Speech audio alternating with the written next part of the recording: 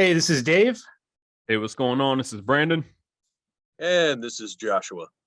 What's happening? And this is Tony Todd, the motherfucking Candyman. And you are now tuned in to PVD Horror. That did not disappoint. Not at all. That was excellent. All right, give me 1 second, please. All right, so hey everyone, we are here with Mr. Tony Todd.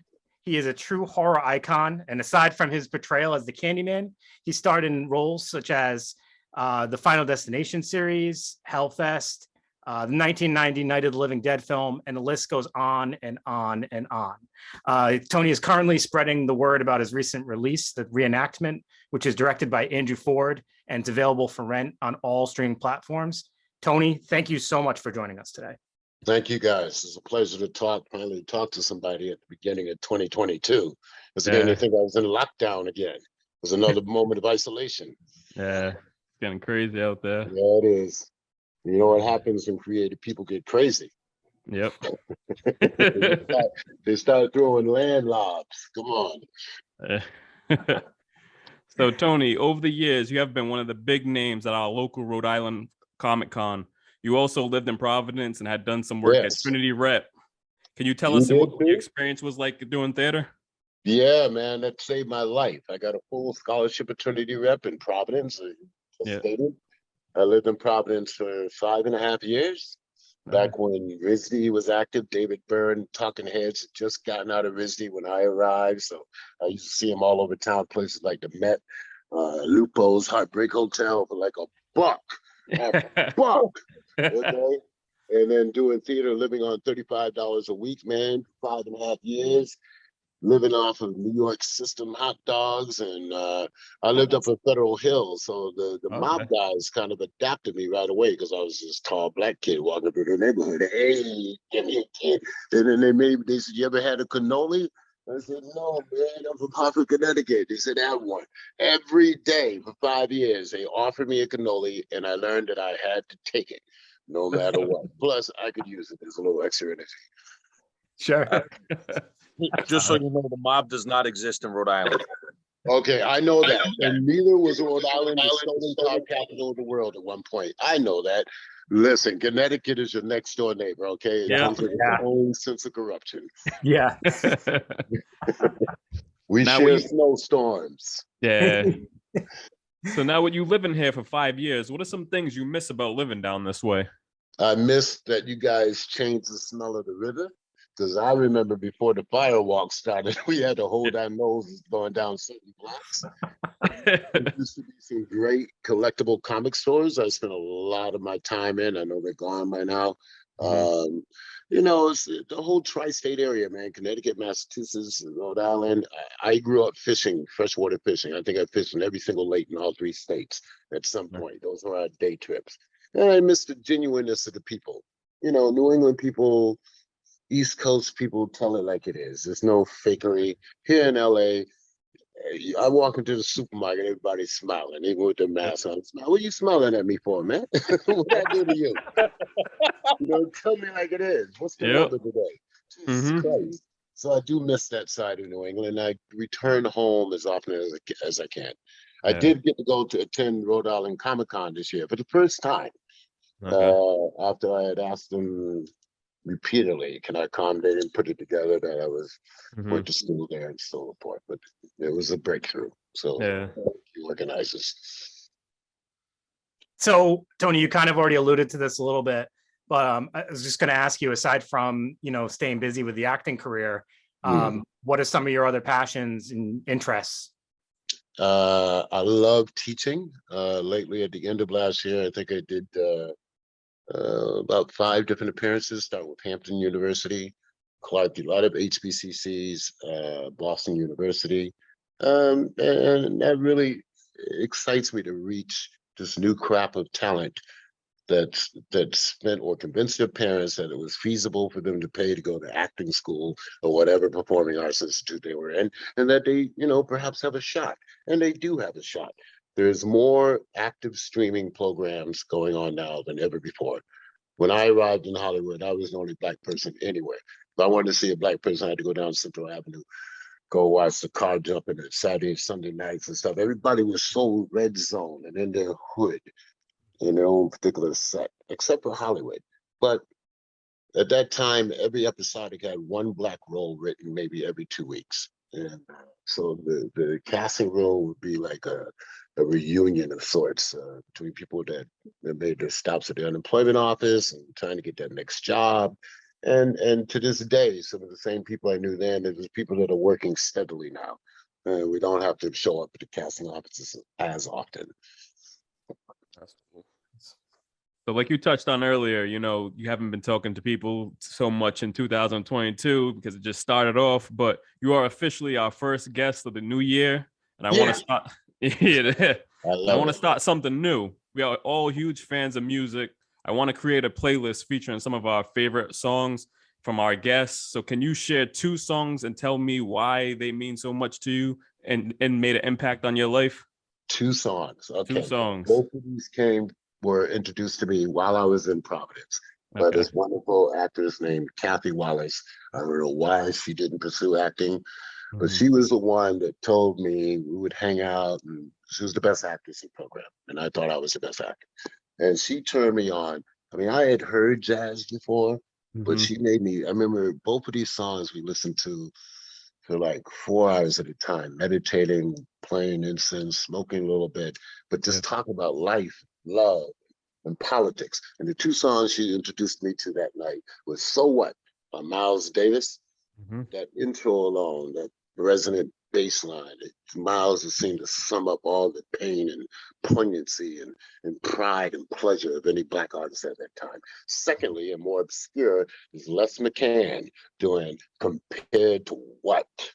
Man, compared to what? Anyway, those are my 2 recommendations, starting that it can be the backstone of anybody's jazz collection. I have others too. John Coltrane would come in a very tight third, but my favorite things, but you asked for 2, so I'll stop. I appreciate that, man. That's awesome. Thank you. Man, you look very familiar. Did we meet at Rhode Island Comic Con? No, I didn't go this year. I wanted to go, but I'd seen you down over at Monster Mania a few times, though. Okay, that's what it is. Okay. I believe Well, you were at. I hope they're able to come back. I know a lot of the promoters are getting nervous. Yep. They just went through a very difficult 2021.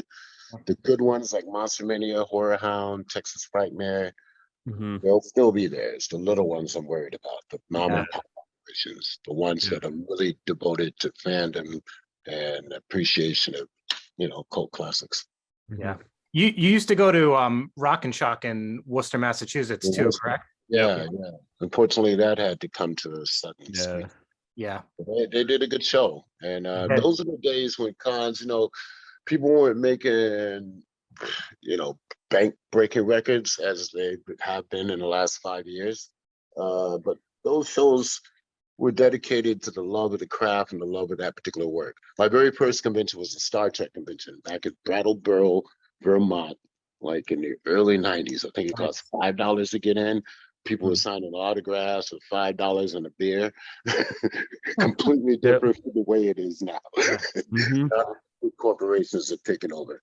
So, yeah.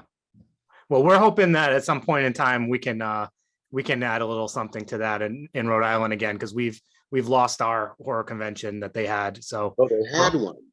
There was a horror con. It was separate from the Comic-Con, Terracon, right? It was what it was called. Terracon. Yep.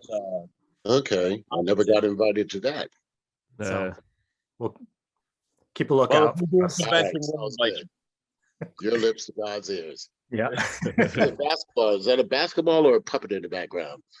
Oh, back here? Yeah. Hamburger? It's the from Little Shop of Horrors. All right, that's okay. Gotcha. Made me think of my pitiful Lakers and the way they played last night. That's my team too, man. I am upset. Tony, I got some trade proposals of my own, okay? Because I know it's holding back the team, but I'm not going to.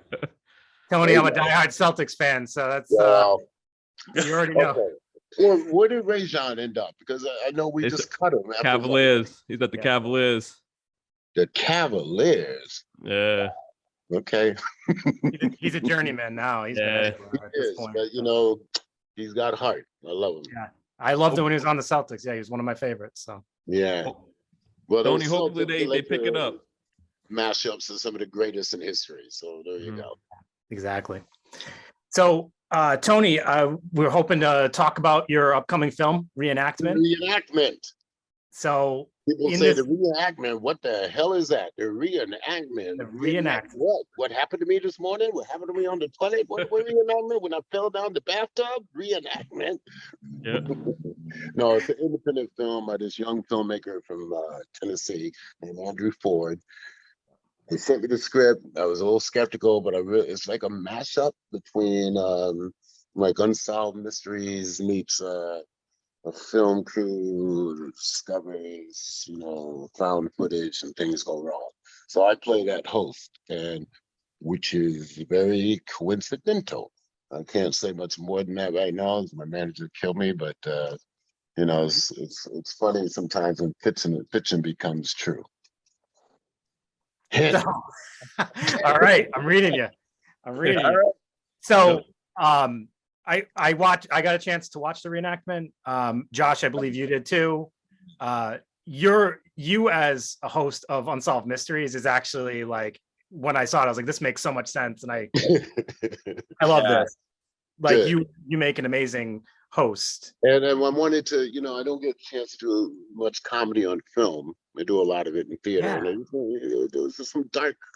There's a guy. I mean, there's an actor that thought he was a Shakespearean guy that gets paid to do this thing that he doesn't even know what the reenactments look like, and that to me was the humor of it, and that he's trying to maintain some kind of dignity. The cast is great. Megan Guthrie is wonderful. Steve Green is fantastic. Everybody is committed and worked hard, and I was happy. And I'm glad. I'm always thrilled when an independent filmmaker loves his stuff so much that he goes out and gets distribution, which is the first step for everybody getting paid. Yeah, That's cool.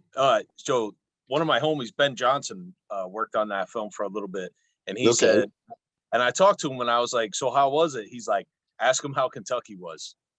I'm like, "What?" He's like, "He was in Kentucky for one day, and apparently you were the funniest guy on set." That's what he said. So how was Kentucky? Is there a story there that he didn't fill me in on? I don't remember the Kentucky reference because I know I was in Nashville. Maybe he was time channeling, but there may have been a reference to some Kentucky joke that went down there. I don't remember the exact flesh. I know we were joking about where the best stuff was grown and stuff like that. That sounds like him. Yep. Yeah. Okay. So tell Ben I said what's up, please. We'll do. He's we had him on a couple times. He's making Curse of the Weird Deer, so Okay. he's a pretty cool guy. Excellent. So I watched Platoon with my son the other day, right? Because he's 11. He's into all these war things now, and we watched Platoon. And I told him I was interviewing you, and he was like, "No way!" It was like the first time I told him I was interviewing somebody, and I was cool, right? Yeah. So see, dads can help each other be cool. I was like, "Thank you, finally." Kids go ahead. So Platoon was huge, and Yeah. that was one of your first films. It How has was. that impacted your career? It was the first film technically that came out. I had actually shot another film with Jim Jarmusch, but that was released after, even though that went on and won some New York awards in the New York Film Festival. But yeah, everybody, I was bartending at the time. I mean, I had my master's in theater. I had no fear of, I got my equity card within 2 weeks of arriving in New York. So I was working with this theater company called Modern Times Theater. And I did that for a year and a half, first time touring the country. And I was doing this theater bar I worked at. I was working with Louis Black. He's a famous comedian. There were nights, he was the main comedian guy. I was the main bartender. Tuesday, Wednesday nights, we'd like take bets whether it'd be 5 to 10 people showing up. But Wednesdays was packed. And I was doing a play called Johnny Got His Gun, Dalton Trumbull. And Oliver Stone's people saw it. Word got to him. All of a sudden, I get a call to go to an audition on that Saturday. He kept me, Keith David, Kevin Dillon in this hallway for about 3 hours. Monday, we got the call that we had gotten it. I remember calling my aunt who raised me. I said, guess what? I got a movie. She said, yeah. And she said, where is it? I told her the Philippines. She hung up on me. Because it was a time when Michael's just left the country. There was a lot of dystopian violence going on there. And I saw a lot of stuff firsthand. I mean, we had never, first time in my life, I saw 16-year-olds armed with M16s on the corner of every street. But it was my first film. I learned how to sail because we were staying at Porto Azul, which was Marcos's disposed kingdom. Learned how to sail, learned how to just do a lot of things, man. Yeah, I learned how to stay away from wanton women. That's awesome. So, Tony, I didn't know you had done a film with Jim Jarmusch. I just looked it up. It was called Sleepwalk. Sleepwalk. What was that about? It was a Jim Jarmusch film, man. We shot it on the rooftop of his building, which was on the Lower East Side. It's a weird story. It's about this woman who's bored to death. All of a sudden, she gets presented this transcript that is the secret to the universe, and she doesn't know it, and she comes to know it. And there's hints in there of what would further become the image of Candyman. I wear a long coat and I have a Russian hat, and I'm very mysterious. And yeah, so I mean, I think we got paid what, $100 a day for that. And we worked on it for 3 weeks. Yeah. Not that Platoon was that much more, but Platoon, because we won 4 Academy Awards, it put everybody in the cast on the map. And some of us were able to take advantage of it. And unfortunately, some people fell to the wayside, but most of us were enhanced by the experience. And that's when it really pays off. Yeah. So, Tony, I don't know exactly how many acting credits you have, but if you look at your IMDb page, it is insane. I think I read it was like 67. Does that sound right? 67 what? Acting credits? I think it's more than that. Yeah. All right. I might be totally wrong. I think it's more. It's over 200 and 230. I think. Yeah. Oh, all right. Yeah, that's what I meant. That's I what know. I know. That's what happens when we do Zoom, man. That's another thing I can't wait. I mean, all due respect to you guys. I'm glad we're able to do this, but I can't stand Zooming. I know. I hear you. Yeah. But Do it all day. I hear you. When you think about poor kids out there who are 6 and 7, man, and they can't even be, they're not even getting that socialization that we all had as kids. Yeah. Wait until I see you at lunch. I'm gonna play some dodgeball with your head. That kind of stuff. I'll see you at 3, man. It's While you run home. So I wanted to ask, like, how do you maintain a career? Like, how do you stay so relevant? And like, what advice would you give to somebody on like how to have such a long career? Just love what you do. That's the most important thing. You know, life presents itself with signs. And I'm not half third Cherokee. So you look at just read the universe, man. And when you meet somebody, instead of like scowling at them because they're going a little slow and throwing the food from the basket to the counter, try to understand where they're coming from. Maybe they had a stroke 2 weeks ago. Maybe they're disorientated. Maybe they don't have enough money. They're worried about the budget. You know, put yourself in somebody else's shoes, which helps as an actor because then you develop an emphatic relationship to all your roles. Just be kind to each other. Jesus, it's not that difficult.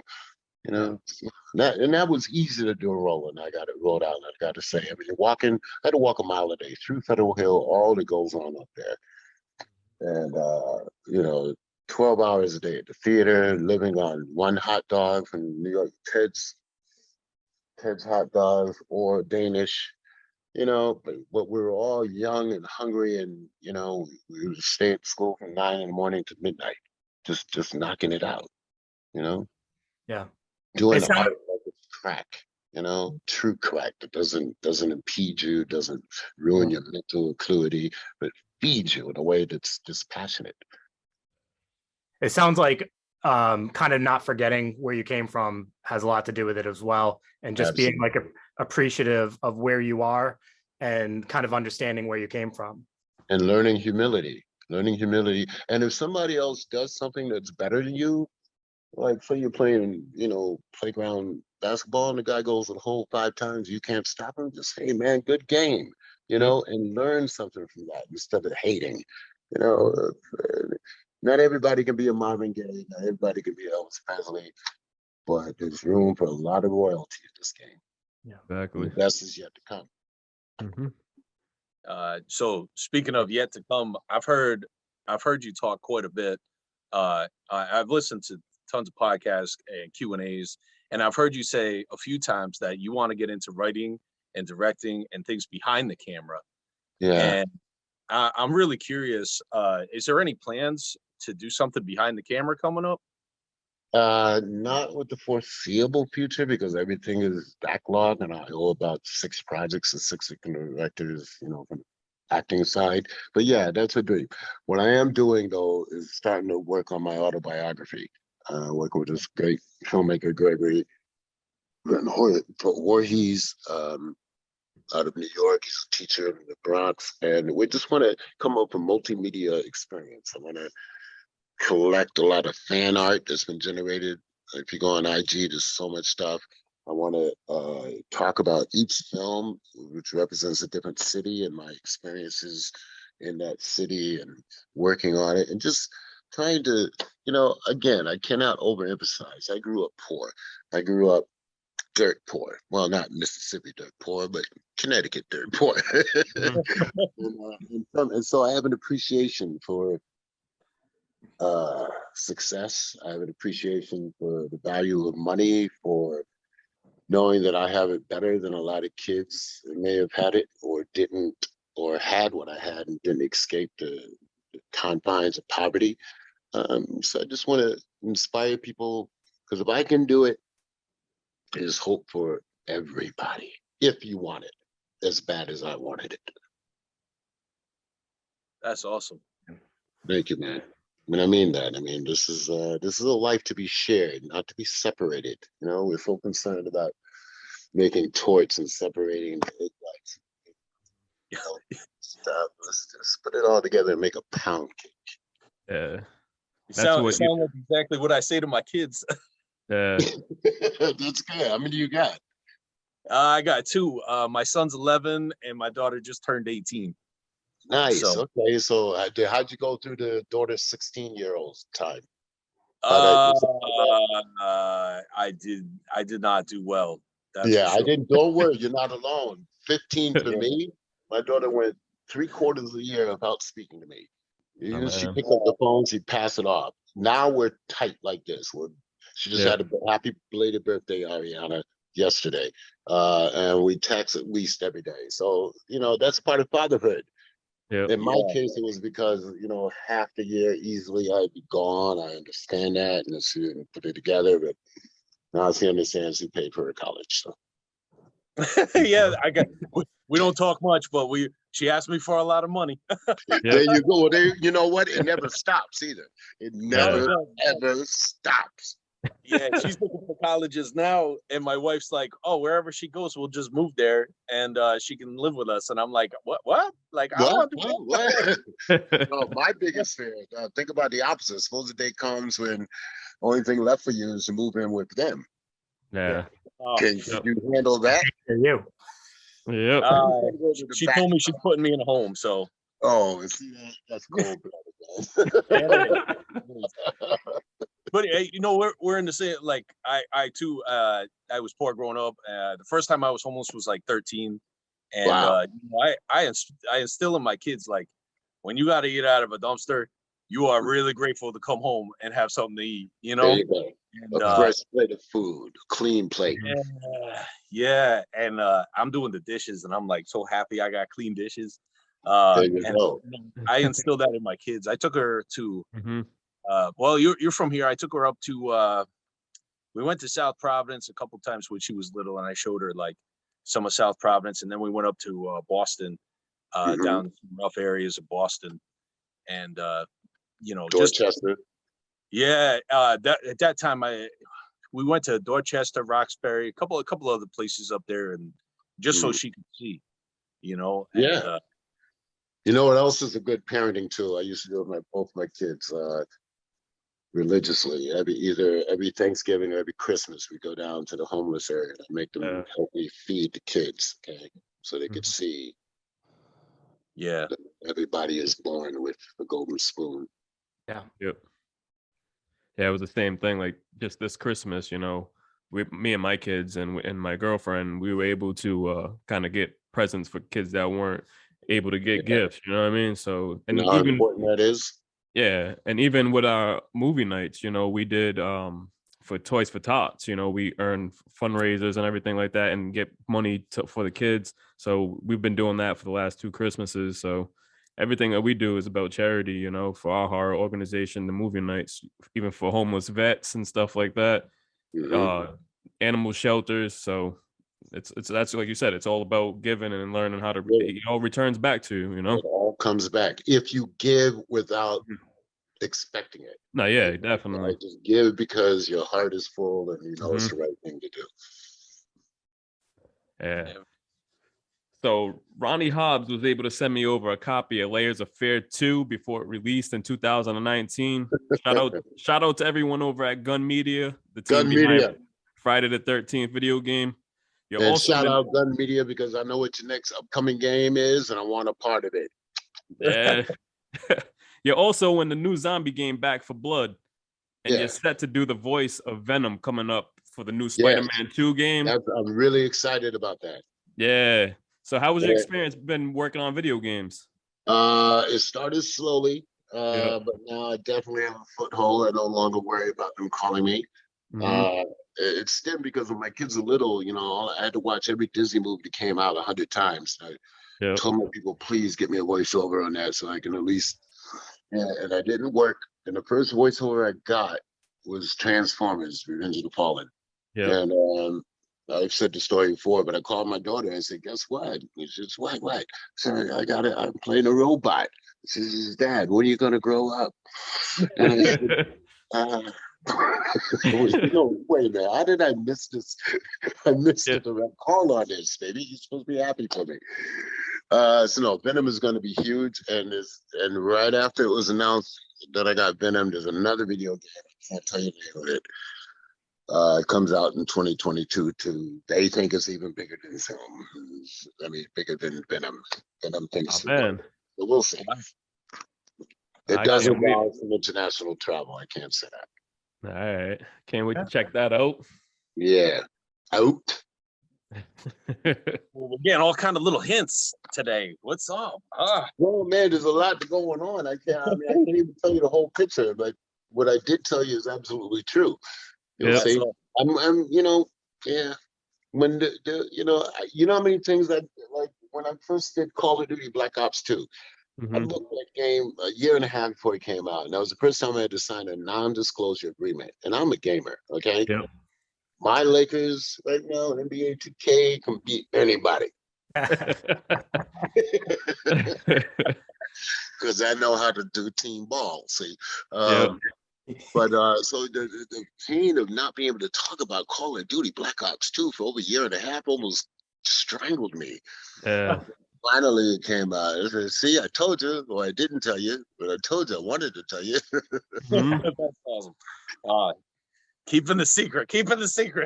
Yeah, man, you got to have some secrets. That's how you keep a happy wife. Yeah. Yeah.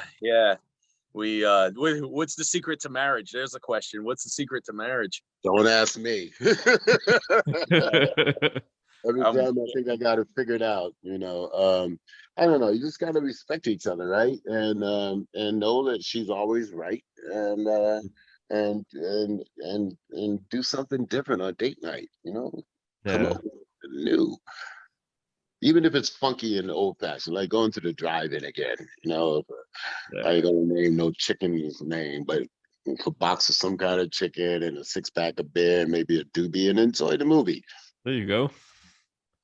That's don't get caught driving home.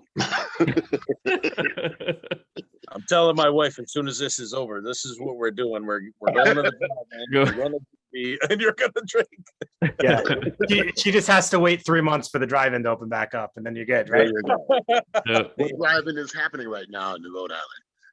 We have the Rustic Drive-in. Yeah. Where's that at? it's what's it considered? Smithfield, I guess. Yeah, It's- Smithfield. It's right on the Okay. highway. It's got a pretty iconic sign. I'll send you a Good. picture of it after. Okay, yeah, please. That's great. I grew up at drive-ins, man. And back in Hartford, we had on Route 5, we had 4 of them, and another 2 across town. So yeah, that was. I think they're coming back, and the longer Yeah. this any vestiges of this virus hangs with us, I think people will look at developing more. Yeah, I think ours did really good during COVID. I think that was one positive thing that came out of COVID was the drive-in got some popularity. So Excellent. It's about time, man. It's like the only drive-in anywhere around here. So and they were hurting bad. So Yeah. COVID, and unfortunately, a lot of people went under. Thank God they rocketed. They Good. rocketed. They profited like they no tomorrow. So good for Well, them. what else is a family going to do if you can't do anything? right. Yeah, that's it. And you're all quarantined in the car, so it was even better. So There you go. There Yep. you go. And it brings the family unit together. What about the people that you had hidden in the trunk? yeah, They were The, happy too. There you go. we're happy when we let them out. I heard somewhere you're a really big comic fan, and one of the things I heard was the '70s Green Lantern. I heard you talk about that, man. Some Comic-Con or something like that, and you said that was awesome. And I love that run, the Neil Adams run. Yeah, So I I just love want to Neil know, Adams. man, what's your favorite superhero? Well, that's tough. Growing up, I was more of a DC guy, so Batman was definitely my shadow. Every kid related to Batman, right? Whether it was the Bob Kane stuff or whether it was Neil Adams, or it was something raw and what every kid dreamed of. Millionaire by day, savior by night. And even when they went through the period with Bat-Mite and what was the dog's name? Those are German Shepherd. What the fuck was his name? It was like Bat Dog. It wasn't That Bat dog. Bat Dog. His name was Woof Woof. Woof. Yeah, so I love those 80. To me, my grandmother would give me like $1. And I thought I was the richest kid in the world because I'd stop at the newsstand. I'd get me 2 of those 25-cent, 80-page bonanzas, and I'd save 25 cents, and I'd make sure I put 25 cents in the piggy bank. Still have enough to get a grape soda and a bag of potato chips, right? And I could pour over that for days. Those, I guess, were my first scripts because I would treat them like gold, and I would like read each page with reverence and say, this is how beginning, middle, and an end. This is how a superhero is supposed to behave. Second one would be Green Lantern, only because he dealt with the power of imagination. Whatever you could imagine, he could make happen. There's Yeah. those two. Wasn't crazy about Superman, because I didn't really believe it, but. No, Which no. Green Lantern? 'Cause in the '60s run, it started with Hal Jordan, and then Guy Yes. Gardner stepped in and stepped out. But then who was after that? Oh my God, I forgot his name before Kyle Rayner, and he was the Marine, and he was real good. Yeah, I love that whole. I have a signed copy of the cover where Speedy ODs. I had that issue, and I got it signed by Neil. Okay. Oh my God, that's awesome! Isn't that fantastic? And I mean, that I'm to a me little jealous right now. that was a turning point of what comics were saying. Before then it was white, but that was like, and then that of course ushered in X-Men and all that from Chris Claremont. But it's the evolution of our society. Comics are a reflection of where we are as people. And so are video games, actually. There's a lot of killing going on in video games these days. Yep. Yeah, imagine that. So Doom isn't going to kill nobody. This is a full. I can give you a disclosure because he wins. It's just like when I played Darkseid. So what's the obstacle? He's the mightiest person in the world. He's going to win. Mhm. So it's going to take all of Spidey's resources, Miles, Spidey, Harry, Gwen, everybody, to try to wrangle this guy down, because he can morph into anybody, right? So it's going to be an interesting game. The way they've explained it to me, you're going to get to play each and every character, and everybody's subject to infiltration, shall we say. Oh wow. The That's pretty last two games were sick, so I can only imagine this one. Can you imagine? It's going to be woo-hoo! I'm ready. So you played a couple of characters at this point. What is it? You did the voice of Darkseid. You did Zoom. You'd be doing Venom.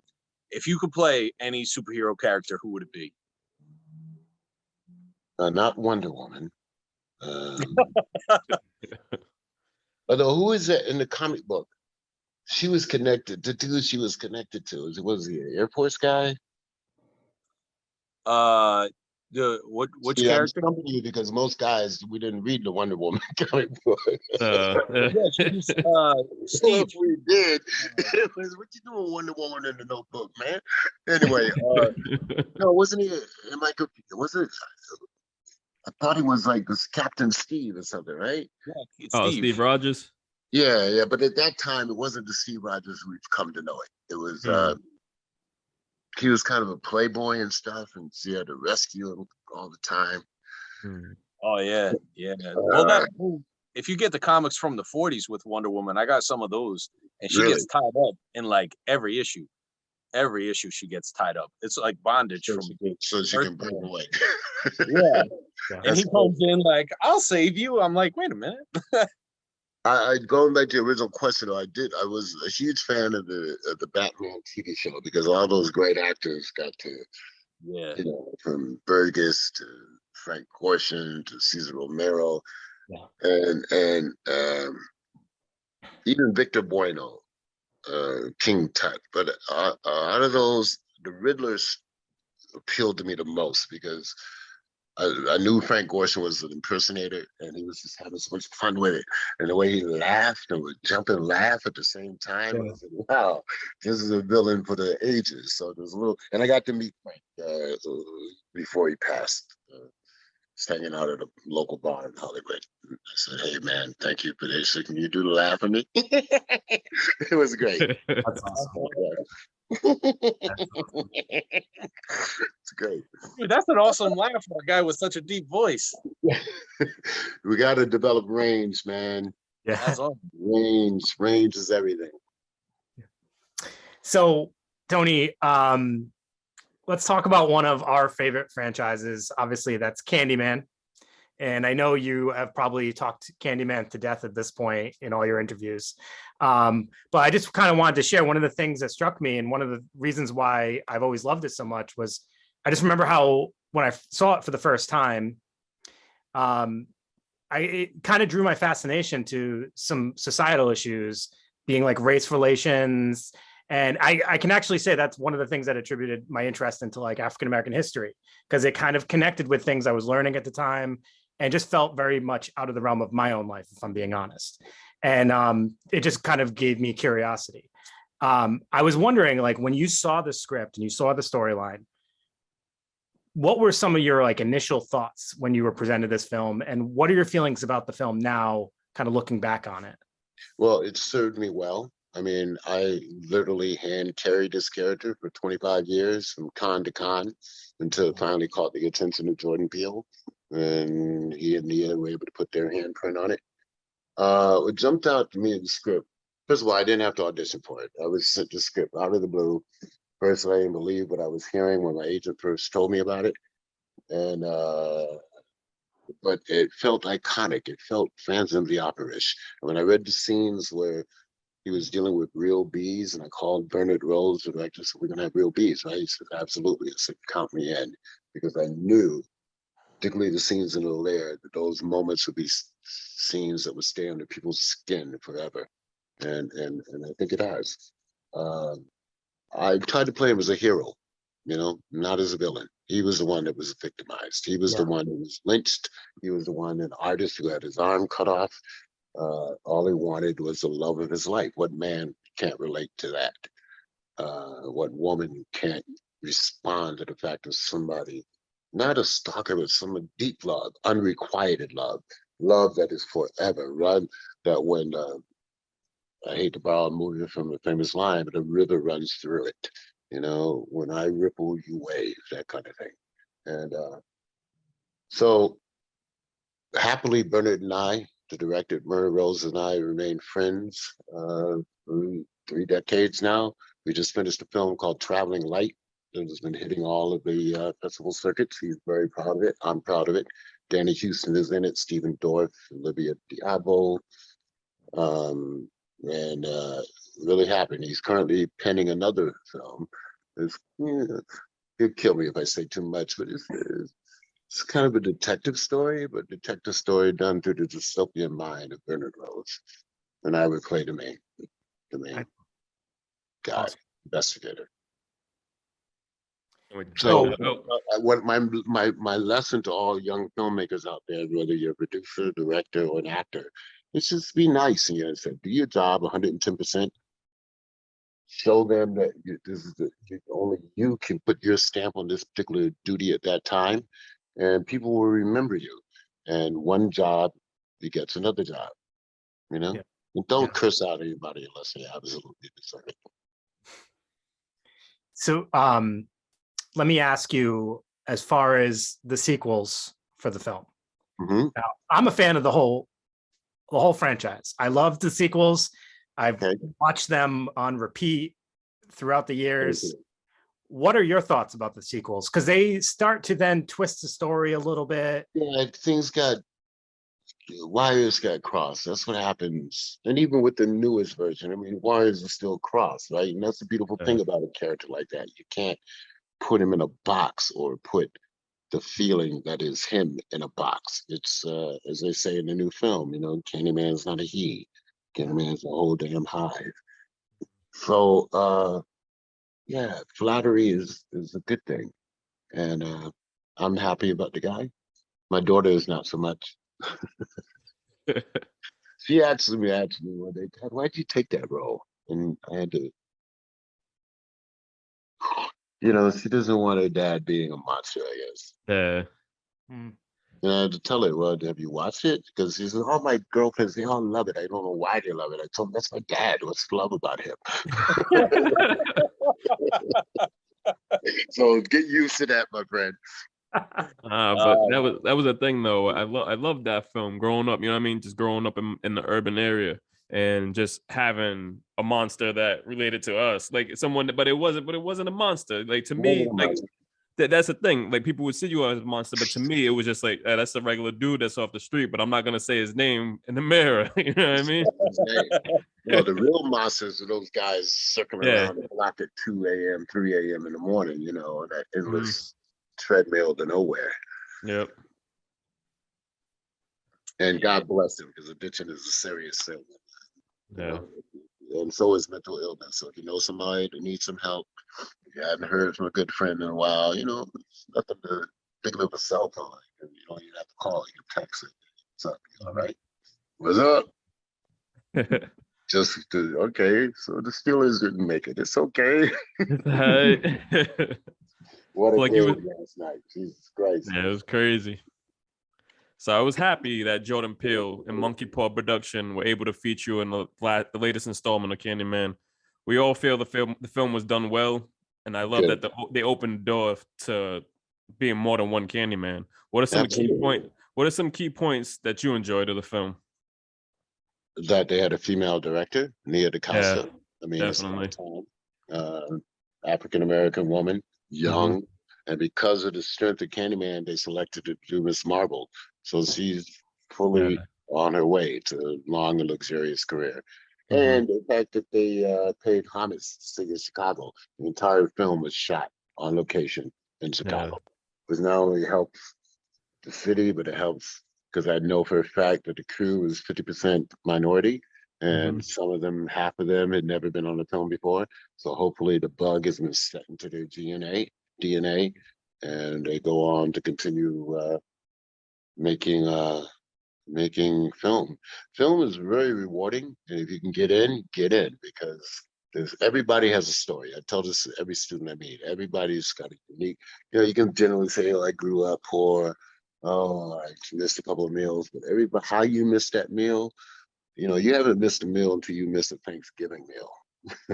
Okay.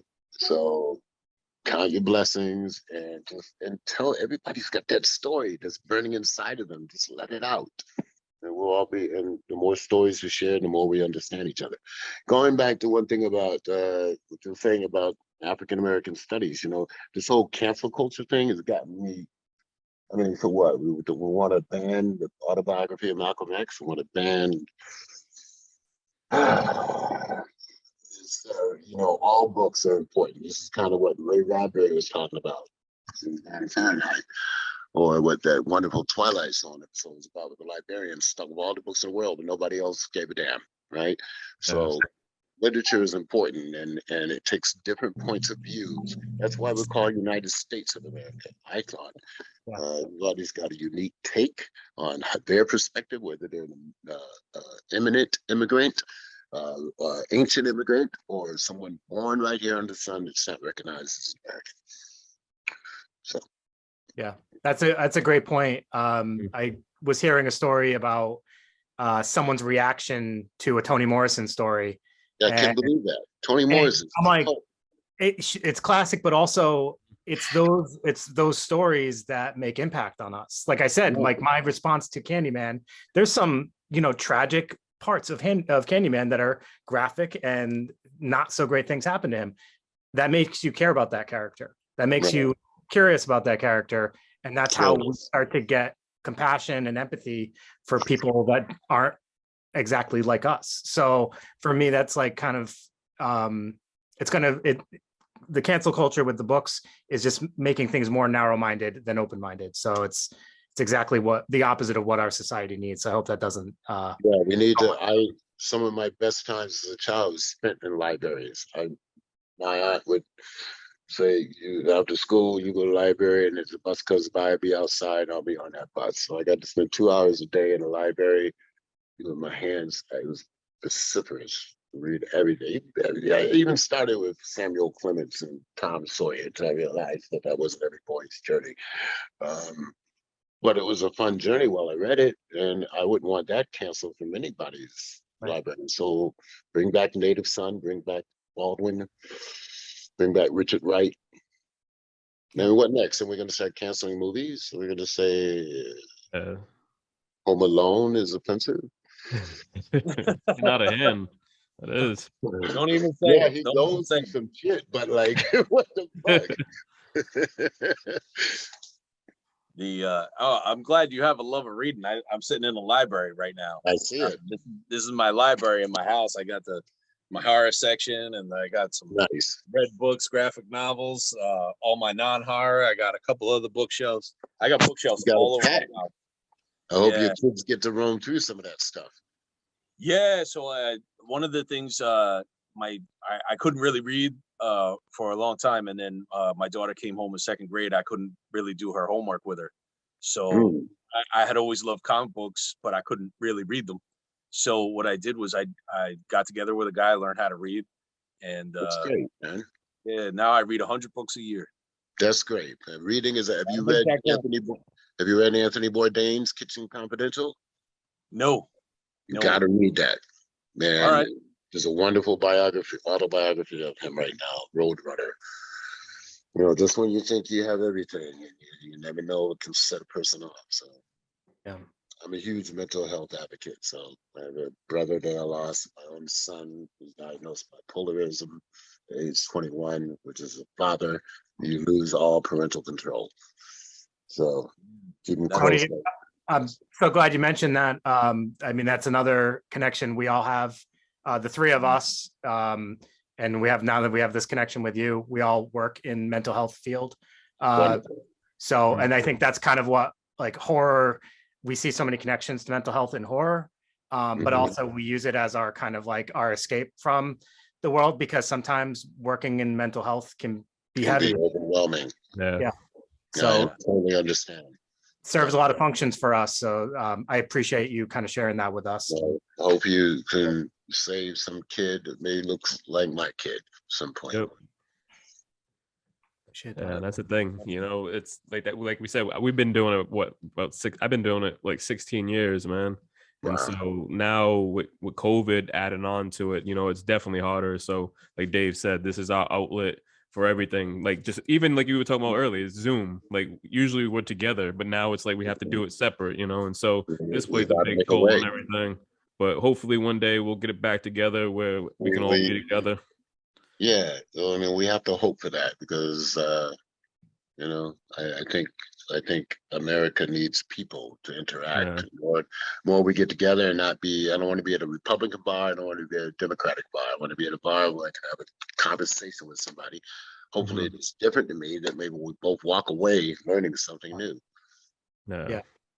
Yeah, that's the goal. Why do I want to talk to only people who have the views that I have, you know? No, I want to But right now it's hard to do that because people are so strong with their views, they don't want to see another side. So hopefully we can get back to that, you know, people just being able to be people with each other. United States of America. I just keep going to that. United States. Yep. What does that really mean? Yep. I love it. Yeah, I'm gonna change gears completely on you right now. I get a lot of slack for this, but I'm an old school Trekkie, and you were so William Shatner was my hero when I was a kid, and then growing up, I remember you from Next Generation. You were Worf's brother, and then in DS9, you played Adult Jake, which I don't think I could ever forget that episode. Thank you. That's my favorite episode of television. And it's like the highest ranked, like one of the highest ranked Star Trek episodes every Star Trek fan talks about. Oh, Let me tell you a true story about that. The woman that raised me, my aunt, I've said this before, she got cancer like in 92. So I had to change everything. I moved from California back to New York. I was actually doing a play, finishing play, driving to Connecticut every night. And she passed away. She waited for me to come home one night. Passed away, you know. And I was inconsolable for fucking shit, 4 or 6 months. Out of the blue, they sent me that script to visit her. Out of the fucking blue. And it was like she said, stop feeling pity. What I taught you better than that. I gave you life itself. And that whole episode was dedicated to me trying to recreate the way she would hold her hands, the gentleness that she would speak, even though she was correct and firm. So that episode means a lot to me personally, and I think that's what, intentionally or not, was communicated to fans of Star Trek. They respond to it. Not a single spaceship in sight. Yeah, fantastic. Yeah. So thank you. Thanks for sharing that, man. Yeah, I remember when I first appeared on Star Trek, she was alive, and the very first scene I shot was being on board the Enterprise, and I called her the day before. I called her before it was going to air, so you got to see this. And you know, there I was on board the Star Trek, flying around space, just like we used to watch together. And she called me and said, "I can't believe you went outer space."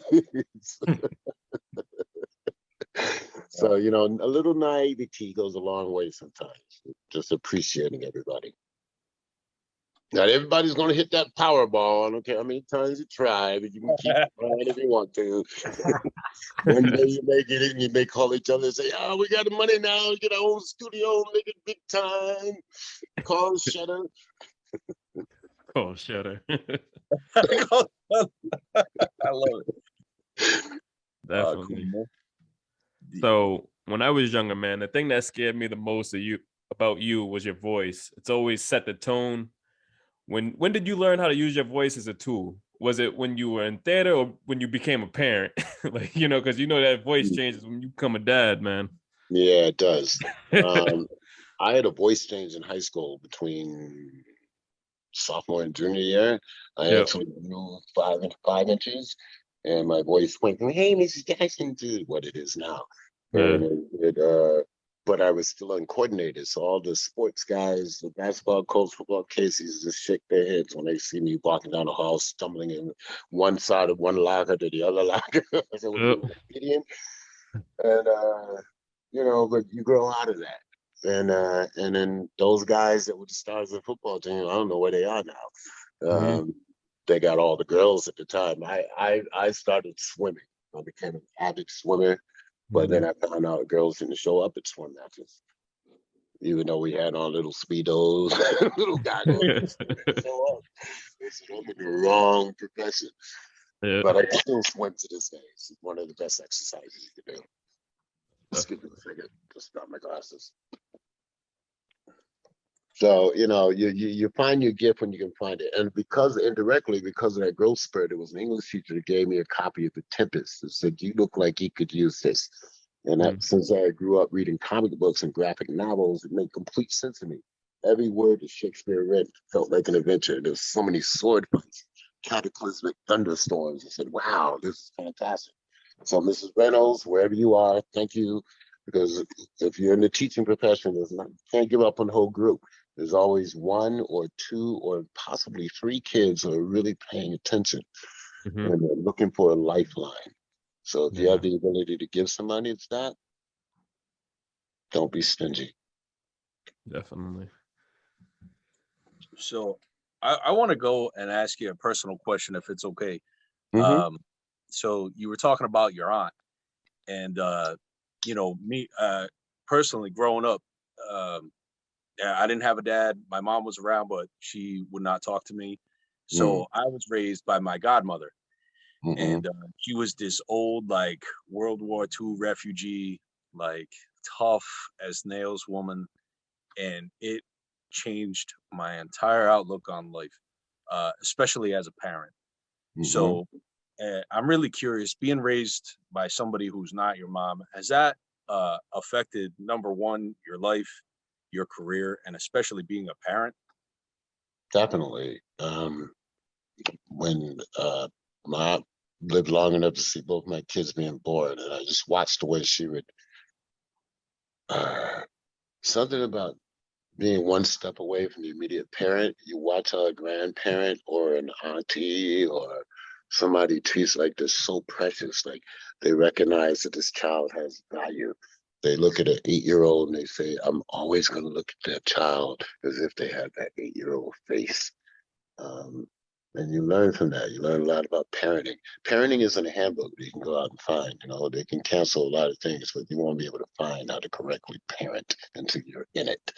And, you just go with the flow. Just try to present with positive examples. Everybody's going to make mistakes in life. I remember the first time I scraped my knee, fell off a bicycle. I ran home crying. She said, where's the bicycle? Go get that shit.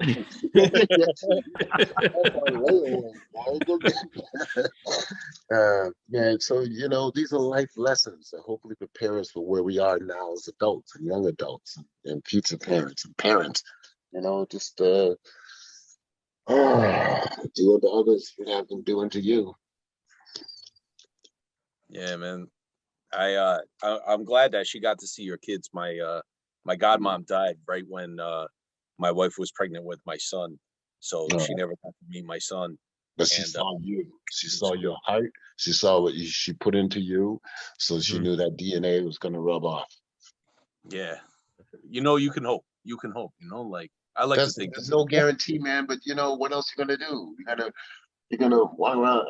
You remember the 2s and 3s? It would knock it just like that on the top. Anonymous Mango. It's like everything that's on the floor he plays with, man. It's already fucked up 2 of my batteries. A watch somewhere under the bed this morning, playing with my wallet. They don't do that. They bump their heads. They fall down. Like you just let them fly. I love fishing, as I told you guys earlier. So I remember taking both my kids fishing. They didn't seem to go to it as much as I love. My daughter said, "I had to put no worm on this. What's wrong with you?" My son was putting 3 or 4 worms on. It's all these. This is a beautiful world, and you got to make it continue to be so, grow and prosper. Share the work. Share what we love. Support artists. Somebody's need support, and you see them, and they got beautiful work. Give them a shout out. Yeah, that's cool, man. Just a side note, my son took my son fishing, and I couldn't catch a cold fishing. and he put a gummy bear, and the first time he put it in the water, he caught a fish with a gummy bear. There you go. Was there CBD or THC? He was the only one that caught a fish that day. What was it? Medical gummy. That's great. Yeah, definitely, Josh. The experience of taking your kids fishing, like I had taken my kids fishing, and just like you just doing it with them and showing them showing the ropes, and then when they catch that first fish, and then just like when the fish pops back and the eyes all, you can't take that away. I mean, you remember that forever.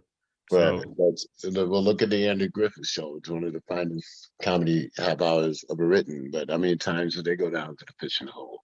Mm-hmm. That was the name of this theme song, Fishing Hole. On that fact, it's nothing like that. Father and son bonding.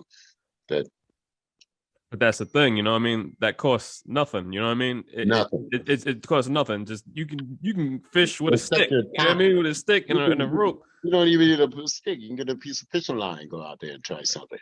And that's what a lot of people are missing today. They think that everything has to be expensive or materialistic to spend time and create memories, but it's just the little things. One of the best fishing moments of my life, I was down in the Dominican Republic with my girlfriend at the time. We were in this little village outside of Punta Cana, and we stopped there because they had these pina coladas without ice. Don't ever do that, by the way. Because I came for it the next day. But it was about 5 in the afternoon, and all of a sudden all these men ran toward the shore, and me and a couple other guys in the party, we were joining. The next thing you know, we're pulling in this net, and these guys will wait all day long for this net. I have a video of it somewhere, but we helped them pull in. It was over, I don't know, I don't want to overestimate, but at least 300 fish they got in that one haul. And the joy in the villagers' faces, because they knew they had suffered for a couple of days, as opposed to the casual fisherman or the professional bass sports fisherman with the fancy boat and the depth charger and all that. But this was a community action. And I'll never forget that moment. Everybody had a smile on their face that we're going to eat tonight. Yep. Okay. And that's what counts. That's awesome. Yeah, man. Well, Tony, this has been an amazing experience. Thank you guys for your mental health advocacy. Of course. Thank you. And you guys have my Twitter handle and all that, so you can post this when it's ready to drop. Tony, can you tell people where to find you so our listeners will know? Okay. Hi, everybody. You can find me on Twitter at Tony Todd 54, on IG Tony Todd Official. Okay. My phone number is